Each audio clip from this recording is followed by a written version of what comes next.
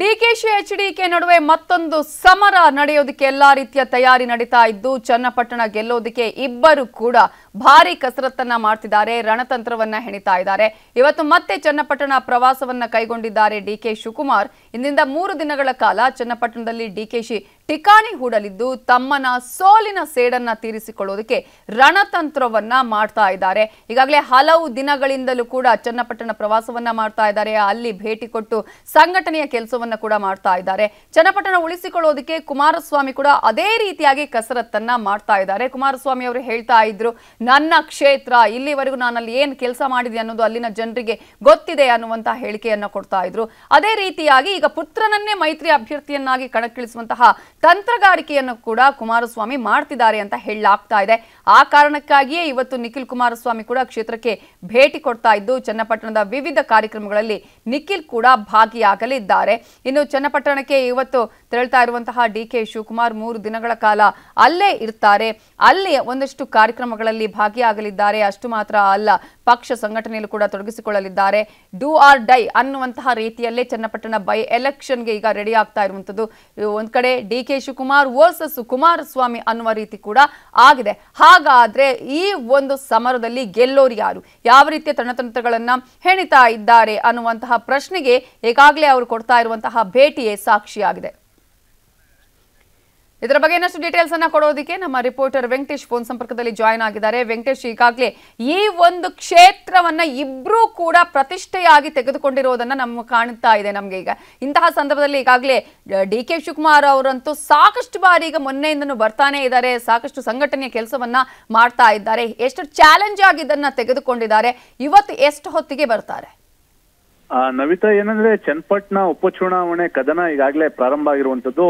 ಈಗಾಗಲೇ ಡಿಸಿಎಂ ಆಗಿರುವಂತ ಡಿಕೆ ಶಿವಕುಮಾರ್ ಅವರು ಕಳೆದ 3 ಬಾರಿಗಿಂತ ಇವತ್ತಿನಿಂದ ಕಂಟಿನ್ಯೂಸ್ ಆಗಿ ಮೂರು ದಿನಗಳ ಕಾಲ ಚನ್ನಪಟ್ಟಣದಲ್ಲಿ ಪ್ರವಾಸವನ್ನ ಮಾಡ್ತಾ ಇದ್ದಾರೆ.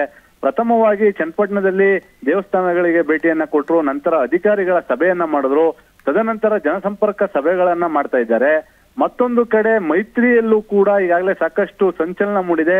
ಈಗ ಕಳೆದ ದಿನ ನಿಖಿಲ್ ಕುಮಾರಸ್ವಾಮಿ ಅವರು ಕೂಡ ಅಚಾನಕ್ ಆಗಿ ಚನ್ನಪಟ್ಟಣ ತಾಲೂಕಿನ ಏನು ತಮ್ಮ ಕಾರ್ಯಕರ್ತರ ಮದುವೆ ಸಮಾರಂಭಗಳು ಜೊತೆಗೆ ಪೂಜಾ ಕಾರ್ಯಕ್ರಮಗಳಿಗೆ ಭೇಟಿಯನ್ನ ಕೊಡುವ ಮೂಲಕ ಅವರು ಕೂಡ ಅಲರ್ಟ್ ಆಗಿದ್ದಾರೆ.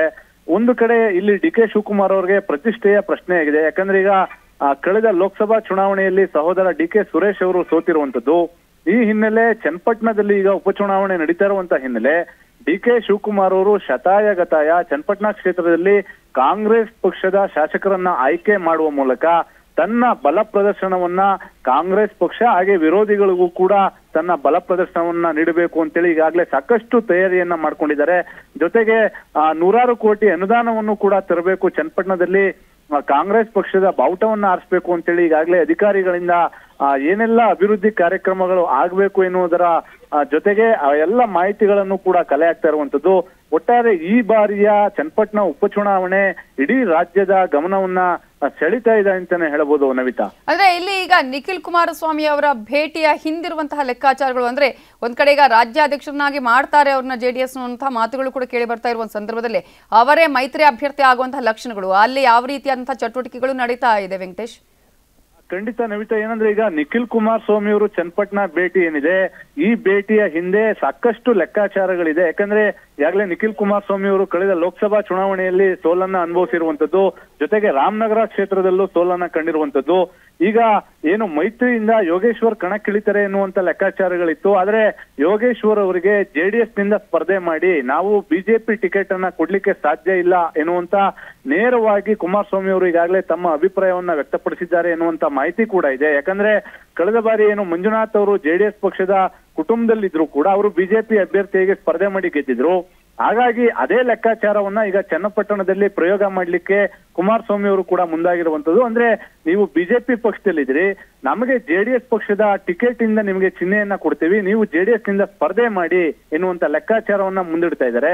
ಆದ್ರೆ ಯೋಗೇಶ್ವರ್ ಅವರು ಇದಕ್ಕೆ ಹಿಂದೇಟ್ ಹಾಕಿರುವಂತಹ ಕಾರಣ ನಿಖಿಲ್ ಕುಮಾರಸ್ವಾಮಿ ಅವರು ಚನ್ನಪಟ್ಟಣದಲ್ಲಿ ಜೆಡಿಎಸ್ ನ ಅಭ್ಯರ್ಥಿ ಅಂದ್ರೆ ಮೈತ್ರಿಕೂಟದ ಜೆಡಿಎಸ್ ಚಿಹ್ನೆ ಅಡಿ ಅವರು ಅಭ್ಯರ್ಥಿ ಆಗ್ತಾರೆ ಎನ್ನುವಂತ ಲೆಕ್ಕಾಚಾರಗಳು ಬರ್ತಾ ಇದೆ. ಯಾಕಂದ್ರೆ ಈಗ ಅವರಿಗೆ ರಾಜ್ಯಾಧ್ಯಕ್ಷ ಪಟ್ಟವನ್ನ ಕಟ್ಲಿಕ್ಕೆ ಈ ಒಂದು ಕ್ಷೇತ್ರದಿಂದ ಅವರನ್ನ ಶಾಸಕರಾಗಿ ಆಯ್ಕೆಯನ್ನ ಮಾಡಿದ್ರೆ ಮುಂದಿನ ದಿನಗಳಲ್ಲಿ ನಿಖಿಲ್ ಕುಮಾರಸ್ವಾಮಿ ಅವರು ರಾಜ್ಯದಲ್ಲಿ ಒಬ್ಬ ಯುವ ನಾಯಕನಾಗಿ ಬೆಳೆಯುವಂತ ಸಾಧ್ಯತೆಗಳು ಇದ್ದಾವೆ ಎನ್ನುವಂತ ಲೆಕ್ಕಾಚಾರದ ಮೂಲಕ ನಿಖಿಲ್ ಕುಮಾರಸ್ವಾಮಿ ಅವರು ಚನ್ನಪಟ್ಟಣದ ಕಡೆಗೆ ಬರ್ತಾ ಇದ್ದಾರೆ ಎನ್ನುವಂತ ಮಾಹಿತಿಗಳು ಕೂಡ ಜೆಡಿಎಸ್ ಮೂಲಗಳಿಂದ ಲಭ್ಯ ಆಗ್ತಾ ಇದೆ. ನವಿತಾ, ಕನ್ನಡಿಗರ ಮೆಚ್ಚಿನ ನಿಮ್ಮ ನ್ಯೂಸ್ 18 ಕನ್ನಡ ಈಗ ವಾಟ್ಸ್ಆಪ್ ನಲ್ಲಿಯೂ ಲಭ್ಯ.